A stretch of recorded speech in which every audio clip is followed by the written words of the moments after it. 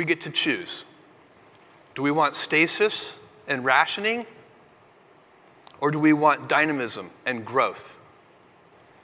This is an easy choice. We know what we want.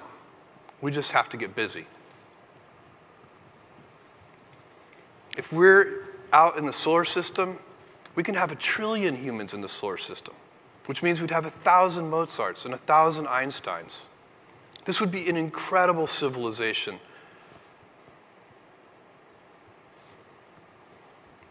What could this future look like? Where would 1 trillion humans live? Well, it's very interesting.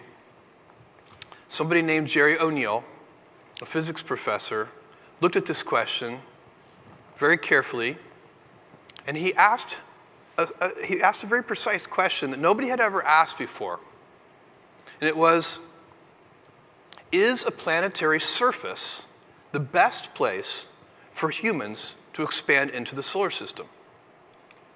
And he and his students set to work on answering that question, and they came to a very surprising, for them, counterintuitive answer. No. Why not? Well, they came up with a bunch of problems. One is that other planetary surfaces aren't that big. You're talking about maybe a doubling at best. It's not that much. They're a long way away.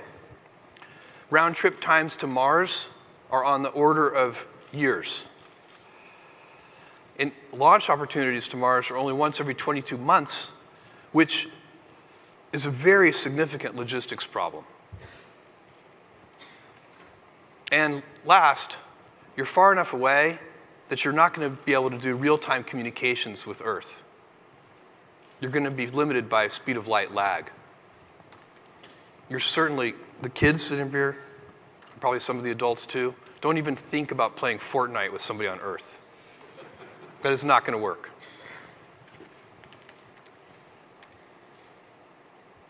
Most fundamentally, these other planetary surfaces do not have and cannot have Earth normal gravity. You're going to be stuck with whatever gravitational field they have. In the case of Mars, that's 1/3 g. So, instead, what O'Neill and his students came up with was the idea of manufactured worlds, rotated to create artificial gravity with centrifugal force.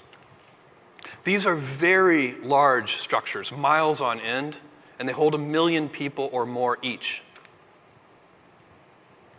Here's the International Space Station for scale. This is a very different kind of space colony. Let's take a look at what they might look like inside. High-speed transport, agricultural areas. We added a little drone there. Cities in the background. Some of them would be more recreational. They don't have to have the same gravity. You could have a recreational one that keeps 0 g so that you can go flying with your own wings. Some would be national parks. These are really pleasant places to live. Some of these O'Neill colonies might choose to replicate Earth cities. They might pick historical cities and mimic them in some way. There'd be whole new kinds of architecture. These are ideal climates. These are shirt sleeve environments. This is Maui on its best day all year long. No rain, no storms, no earthquakes. What does the architecture even look like when it no longer has its primary purpose of shelter? We'll find out. But these are beautiful. People are going to want to live here. And they can be close to Earth so that you can return, which is important because people are going to want to return to Earth. They're not going to want to leave Earth forever. They'll also be really easy to go between. The amount of energy required to go between these O'Neill colonies, from one to another, to visit friends, to visit family, to visit one that's a recreational area. Very, very low energy needs to transport, and quickly. It's a day trip. This is a very interesting video clip I'm going to show you. This is Professor O'Neill, the guy who, with his students, came up with the idea of what's now called O'Neill colonies, and the famous science fiction author Isaac Asimov being interviewed about these colonies. And Asimov gets asked a very good question, which is, did anybody in science fiction ever predict this? And if not, why not? And he has a very good answer. Watch this. Did you anticipate anything like this in any of your science fiction? Nobody did really, because we've all been planet chauvinists. We've all believed people should live on the surface of a planet, of a world. I've had colonies on the moon, so have 100 other science fiction writers. The closest I came to a manufactured world in free space was to suggest that we go out to the asteroid belt and hollow out the asteroids and make ships out of them. It never occurred to me to bring the material from the asteroids in towards the Earth, where conditions are pleasanter, and build the worlds there. Planetary chauvinists. All right. If we build this vision, these O'Neill colonies, where does it take us? What does it mean for Earth? Earth ends up zoned residential and light industry. It'll be a beautiful place to live. It'll be a beautiful place to visit. It'll be a beautiful place to go to college and to do some light industry. But heavy industry and all the polluting industry, all the things that are damaging our planet, those will be done off Earth.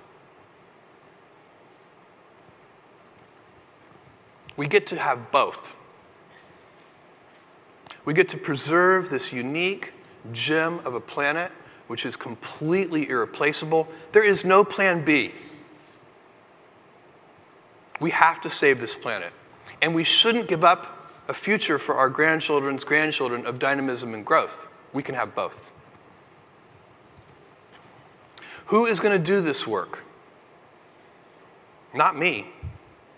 These kids in the front rows, you guys are going to do this, and your children are going to do this. This is going to take a long time. This is a big vision. And what you're going to do is you're going to build whole industries. There are going to be thousands of future companies doing this work. A whole ecosystem of entrepreneurial activity, unleashed, creative people coming up with new ideas about how to use space. But those companies, those entrepreneurial companies, cannot exist today. It's impossible. And the reason is the price of admission to do interesting things in space right now is just too high.